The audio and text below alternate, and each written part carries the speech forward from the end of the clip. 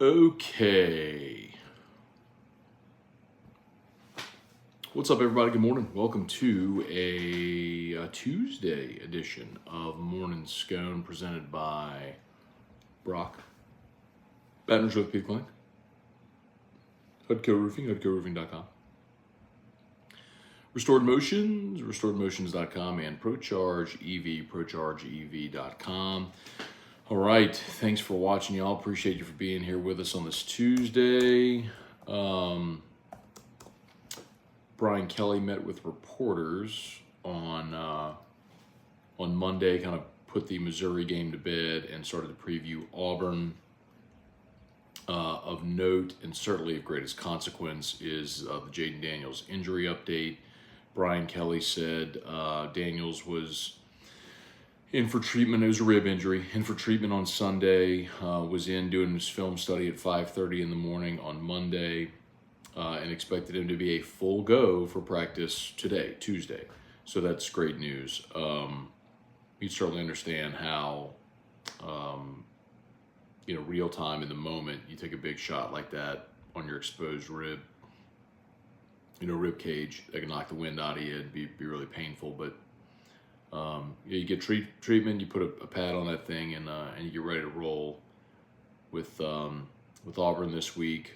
Next week, obviously Army, and then you've got an open date before you head to Tuscaloosa. So, good news: Jaden Daniels looks like a full go for practice today. Now, the other thing that was really interesting, I'm sure y'all saw this. I talked about it on AFR, and I'm sure many of you have seen it throughout various social platforms or whatever. But Clint Brewster is a former college quarterback and is a talent evaluator for 24/7 Sports, and he ranked his top 10 quarterbacks in college football through 6 weeks. He has Jaden Daniels number one. Has Jaden Daniels 1 over Caleb Williams, 2, Bo Nix, Michael Penix, Drake May, Shadur Sanders, Carson Beck 7, Dylan Gabriel, Jordan Travis, Quinn Ewers. That's the top 10. But to have Jaden Daniels number 1 is might feel kind of bold, but it's completely justified, especially considering the strength of schedule against which we've seen LSU play. And that's probably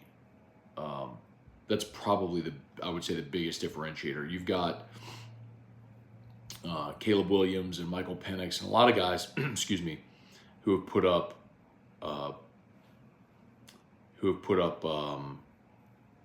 really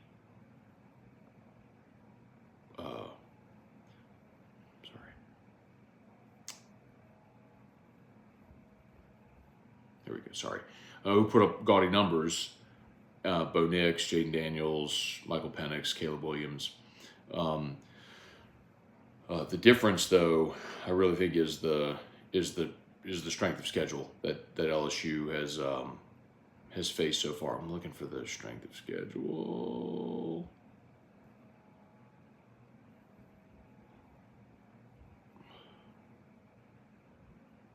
Did I hit the wrong button? Oh well. I hit the wrong button. Oh, there it is.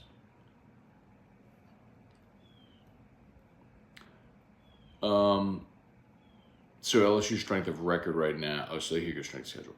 LSU's strength of schedule is number, 8 in the country.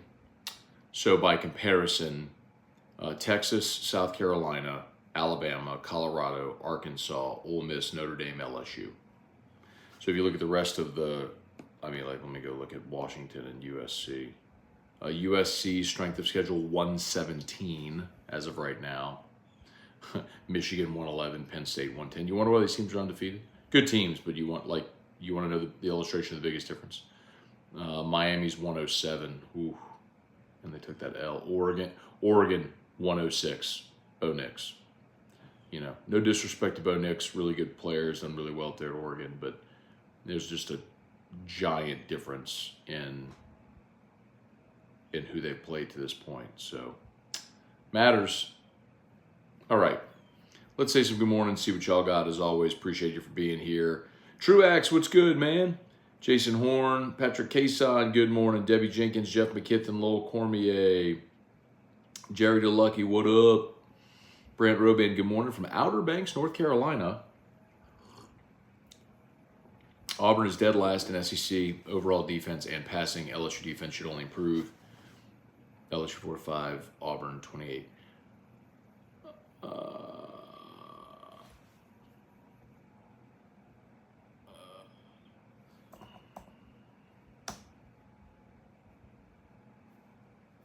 Shoot.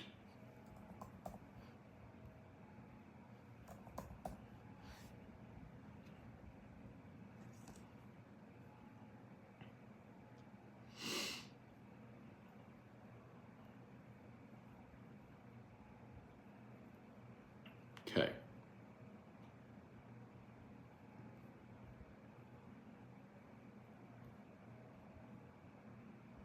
Dag nabbit.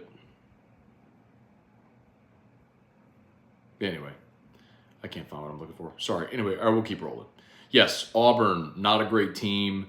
Really good coach. Tough place to play.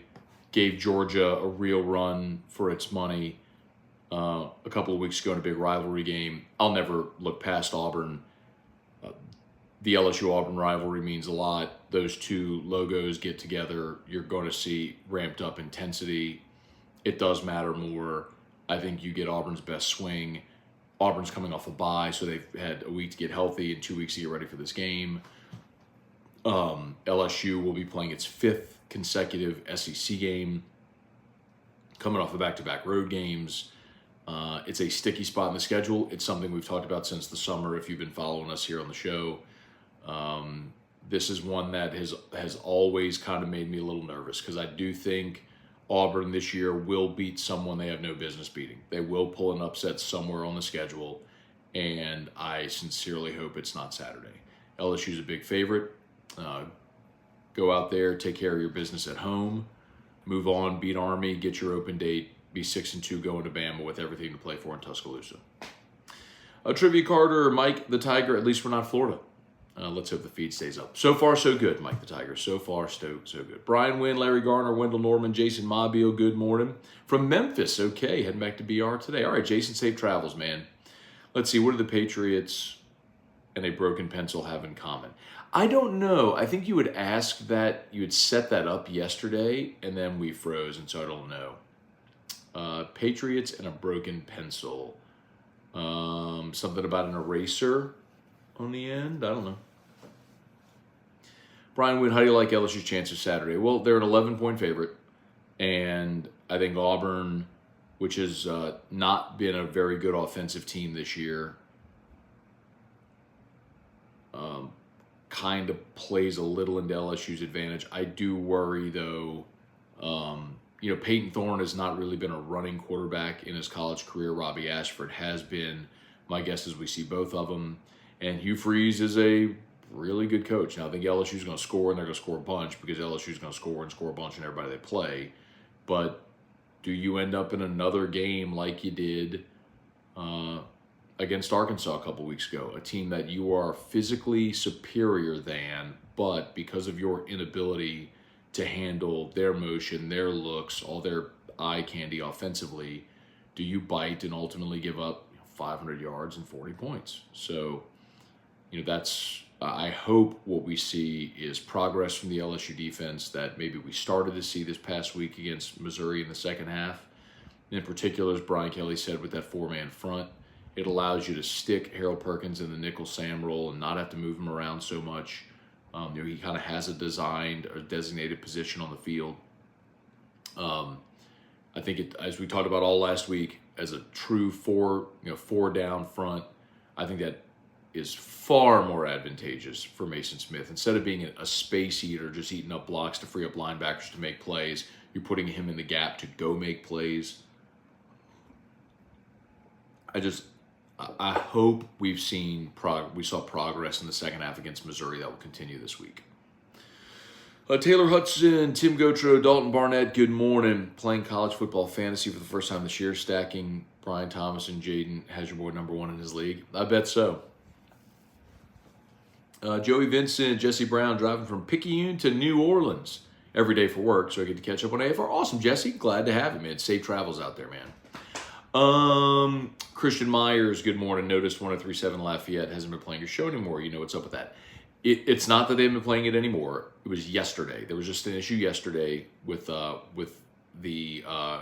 was originated in Lafayette with them receiving the signal from us. So, and then there was another day where, forgive me, there was another day where we were preempted for the Astros. So they're an Astros affiliate. So with the Astros in the postseason, I think the Astros had a day game or something, and so so we got preempted there. So that's why. But no, nothing is amiss. It's just yesterday was just a technical thing. So we're still on. Help us spread the word. All our people in the 337, 1037 in Lafayette, 1041 in Lake Charles. So you can get us all along I-10 from 100.3 in New Orleans, of course, the 1045, 1049 in Baton Rouge, 1037 Lafayette, 1041 Lake Charles. So you can get us all across the state, all the width of Louisiana on I-10. And of course, 94.7 in Alexandria. So they're in Senla as well. Gary Petrie, good morning, Scone and family. Hope we start out fast against Auburn. Brett DeGrow, good morning, Matt. Just came home last night. Big props to people, Como, for a great time. Okay, very good, Brett. Glad you had a good trip, man. LSU, Acadiana. Need our crowd to be as loud as they were for Arkansas, for Auburn. If you remember, man, it started kind of mildly. And then as the game got more and more intense, the crowd picked up. It's a pretty good crowd. Nick Newbill.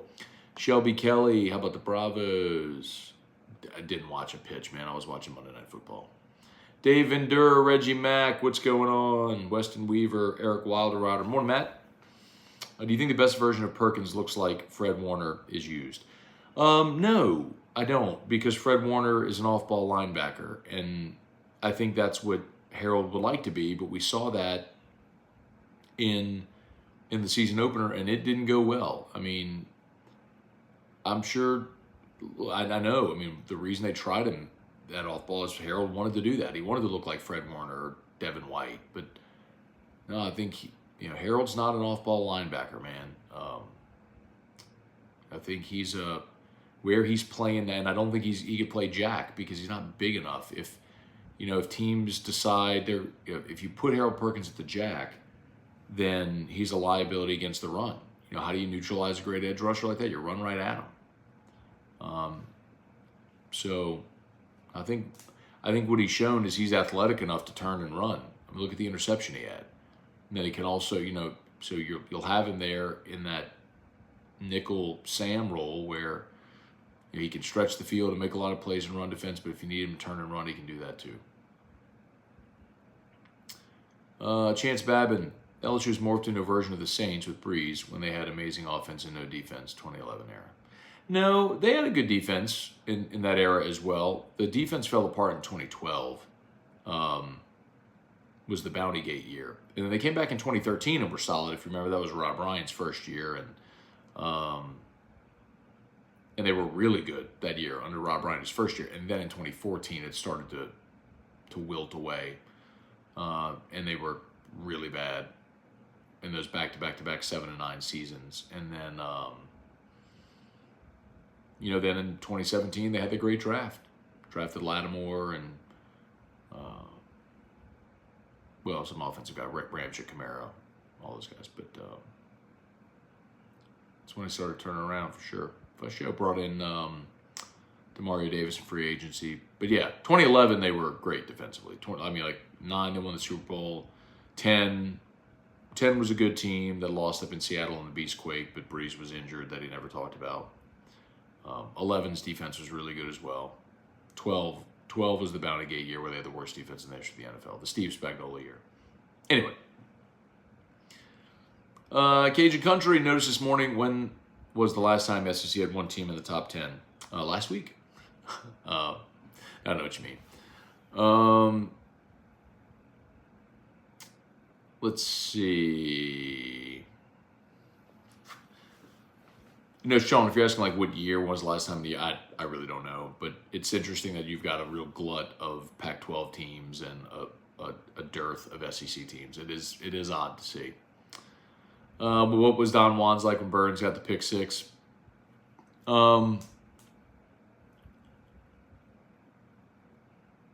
Good. Yeah. I mean, I don't, that, for me, I was, by that point, Bailey, I hate to say this with me, but like, at that point, we're testing headsets and making sure everything's ready because we're going to start as soon as the game starts, but, as soon as the game ends, but dude, it's fun. Don Juan was great on Saturday, man. It was packed, and and everybody kept doing the Pete chants the whole time. It was fun, dude. It was a really good time. Hopefully it is this weekend again. 6:30 game with Auburn coming in. I mean, it's Auburn, right? So if you're not going to the game, come hang out with us at Don Juan. Hey, smash that like button if you would. If you're on YouTube, subscribe up to the channel. Facebook, please like the Matt Moscona page, share the post. What's going on, y'all? Let's jump back over here. Hey, Dad, good morning. Kelly Gross, Rick Manuel, Jamie Leday, Eric Hart, good morning. Michael Cook, what's up? Eric Scone, assuming your dad returned home from Israel before all this stuff going on over there. Yeah, my dad commented right there, good morning. But yeah, so my dad was in the Holy Land. I mean, just within the last month. Yeah. Wow, just awful what's going on there. But yes, he is home, Eric. Thanks for asking. Greg Phillips, good morning. Lowell Cormier, Matt, thoughts on the Pelicans this season? I need to get Graph one out. Preseason started. Get a little season preview and thumbnail. Lowell, fool me once, shame on you. Fool me twice, shame on me sort of thing. Zion looks great. He's in great shape. They've said this is the best offseason he's had. If Zion can stay healthy, giant if, and you've got a perennial all-star in BI, a really great veteran guy in CJ McCollum.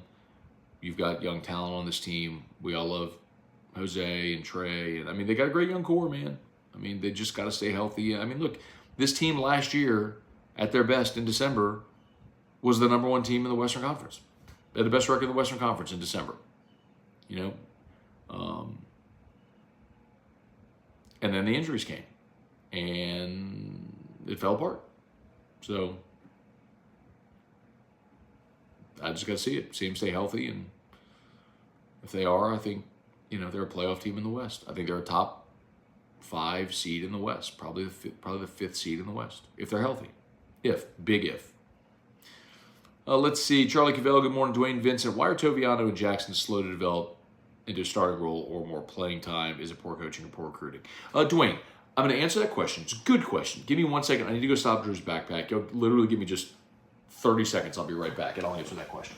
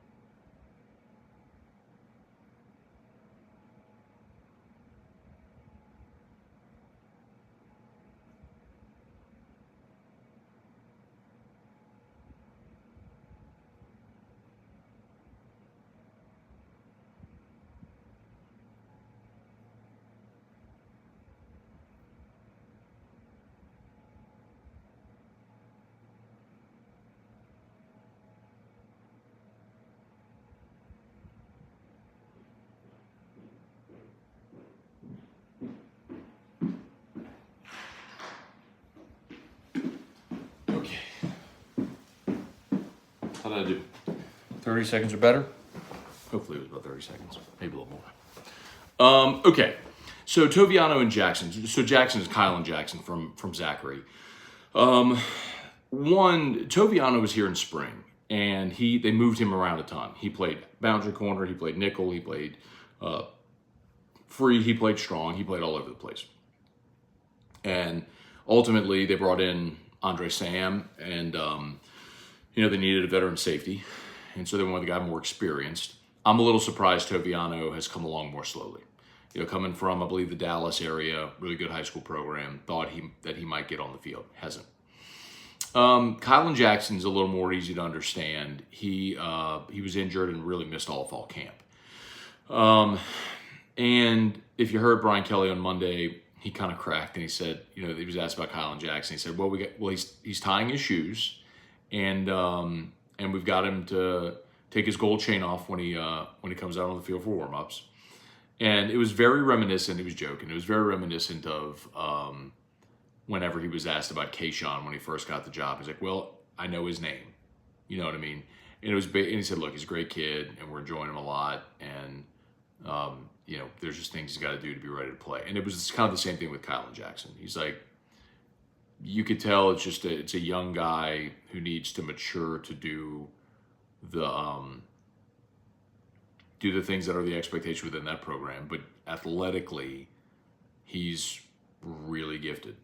So, that's a guy who hopefully, Brian Kelly said it, hopefully by the end of this year, he'll be on the field. And, that would be a huge step for next year because, it would be great if you could get those young guys. It's like Ryan Yates is already playing a ton. But if you could get Yates and Kylan Jackson playing time this year, sort of as a look ahead, a springboard to the next year, that would be awesome. Josh DeVilliers, good morning. Let's see, Matt, big quarterback recruit going to be in the house this weekend, correct? If we can pull that off. Wish we could get one more year of Jaden Daniels, sheesh. Yeah, I wish it was like free agency. Just sign him and let him stay here forever. Kevin Williams, morning Scone with Auburn this weekend. Their offense does not exactly scare anybody. What do you expect from the defense this week? So that's true, Kevin. Auburn's offense has not really been dynamic, to say the very least. I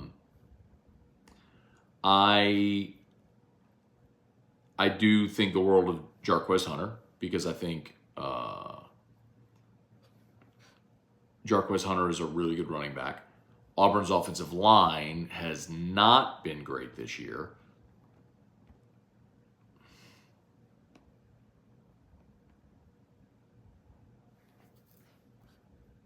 Sorry, there it is.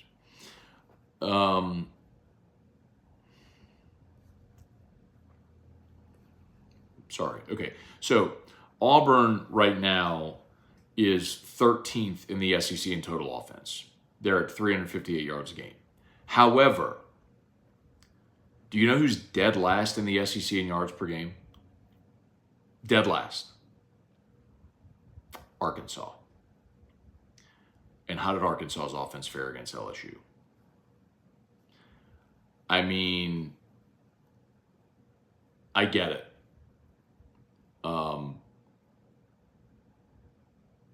And Auburn's 11th in scoring at 29 points per game.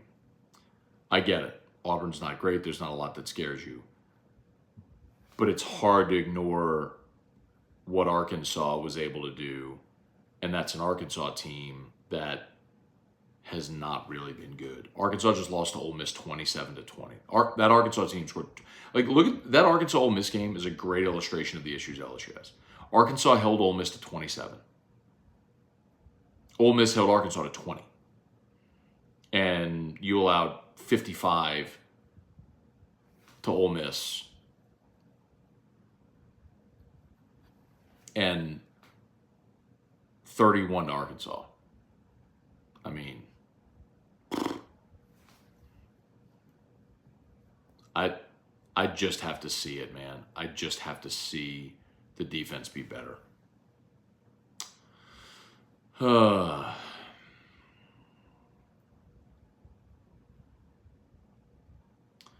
Eric, have the Saints literally beaten the three worst quarterbacks in the league? Maybe so, Eric.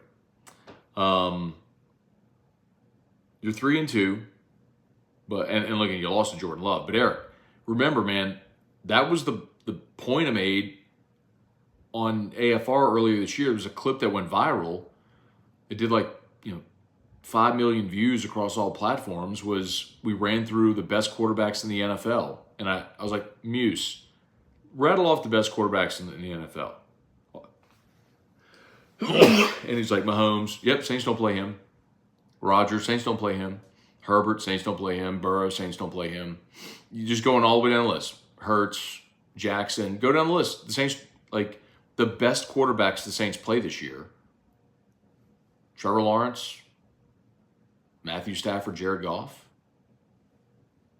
I mean, you get Ritter twice, Mayfield twice, Bryce Young twice. You get all the rookies, Stroud, Richardson, Love, who you lost to him, but unfortunately. But anyway, point being, man, I mean, yeah, it's the advantage the Saints have. You don't play the best quarterbacks in the NFL this year. You catch a break in the schedule, which should allow the Saints to go win a bad division. All right. I got to get going. It's 8 o'clock. Bubba Tatum. Mega Bucks, what's going on?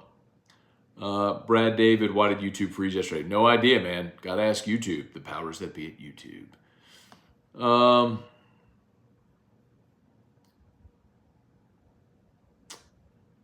right, I think we're done, y'all. My apologies if I missed you. Just rattle off your names real quick. Leon Williams, Staten 99, Matt McGuire, Jumunson, good morning. Henry Price, appreciate y'all for being there. Bryce Burks, appreciate y'all. Let's see, Dylan Hess, Arkansas minus right. But Arkansas didn't have Rocket Sanders had Rocket Sanders this last week, the last 2 weeks, and they still stink. Arkansas's a bad offense. Oh, I see what you're saying, Dylan. I see what you're saying. LSU allowed that to Arkansas even without Rocket Sanders. I understand the point. Yes. And they still, yes, got it. Okay, I got to go. Thanks so much for watching. Y'all, please, YouTube, smash the like button, subscribe to the channel. Facebook, please like the Matt Scone page, share the post. LSU Daily is already live, so if you would just search on your favorite podcast app, LSU Daily, subscribe. I'd appreciate it. And AFR3. Peace.